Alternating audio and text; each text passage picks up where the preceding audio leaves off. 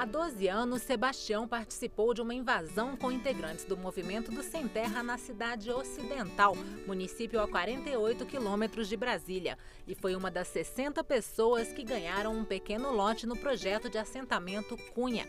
Apesar da ajuda inicial do governo, Sebastião não conseguiu ter sucesso como agricultor. A única produção nos 6 hectares de terra é o feijão de porco, uma leguminosa que serve como adubo. O produto garante uma renda de apenas R$ 1.200 por ano. A terra descuidada e a casa humilde refletem a situação de pobreza de Sebastião. Então não tem água aqui, né? Então já não tem nem jeito de trabalhar direito, né? Fazer uma horta, hortaliça, uma coisa, né? Como é que trabalha com terra sem água, né? Não tem jeito. Você fica parado pensando como é que vai.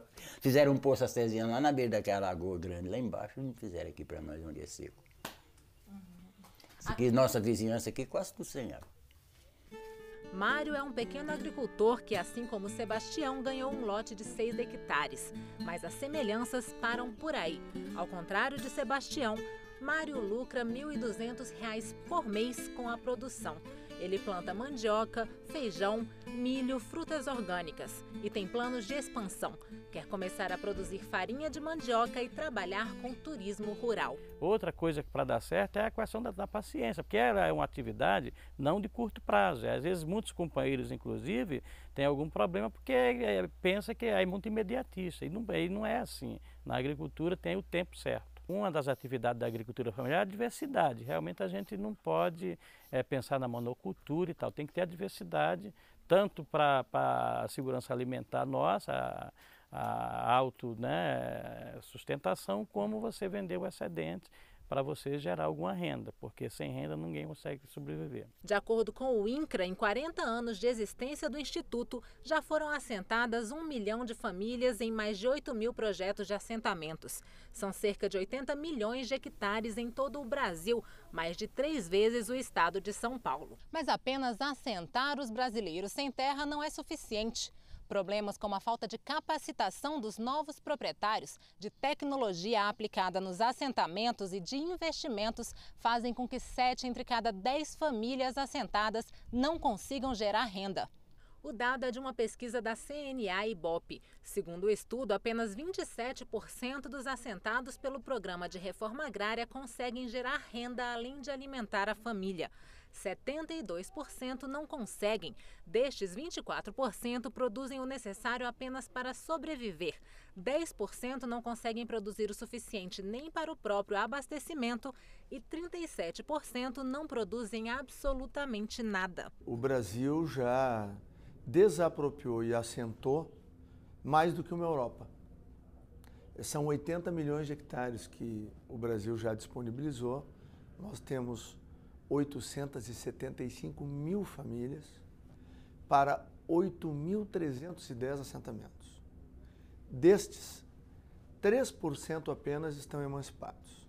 97% depende ainda da cesta básica do final do mês, dos recursos do orçamento da União, dos estados ou dos municípios. Mas a confiabilidade da pesquisa tem sido questionada. Essa questão da pesquisa que foi feita, ela é ineficiente para nós, porque 9 áreas não demonstram que é a totalidade do Brasil, né? Inclusive com relação à produtividade. Cada região tem seus índices. Nós questionamos muito a pesquisa Ibope-CNA. Nós achamos que ela não tem uma base científica, nós achamos que ela precisa ser discutida, nós não temos essa pesquisa como uma referência, nós não negamos os problemas que nós temos no campo, nós não negamos assentamentos que precisam ser melhorados. O INCRA, Instituto Nacional de Colonização e Reforma Agrária, completou 40 anos agora em outubro. O trabalho do Instituto é fiscalizar e desapropriar a terra improdutiva que não cumpre a função social para promover a reforma agrária. O problema levantado por muitos é que os índices que medem a produtividade da terra são da década de 70. A gente pauta a revisão dos índices, que ele está atrasado há 30 anos, isso está na Constituição, tem que ser revisto. A gente só não entende por que os ruralistas têm tanto medo dessa revisão. Até porque a gente acha que não causaria tanto impacto. O índice de produtividade, alguém tem índice de produtividade para a indústria brasileira? Não tem. Tem para o varejo brasileiro? Não tem. Tem para o turismo brasileiro? Não tem. Tem para o governo brasileiro? Não tem. Certo? Só tem que ter para o produtor rural? Quer dizer, essa é a grande pergunta. A CONTAG tem uma opinião muito clara a respeito disso. Hoje, os índices de produtividade são parte integrante da legislação brasileira, são processos constitucionais e eles precisam ser revistos.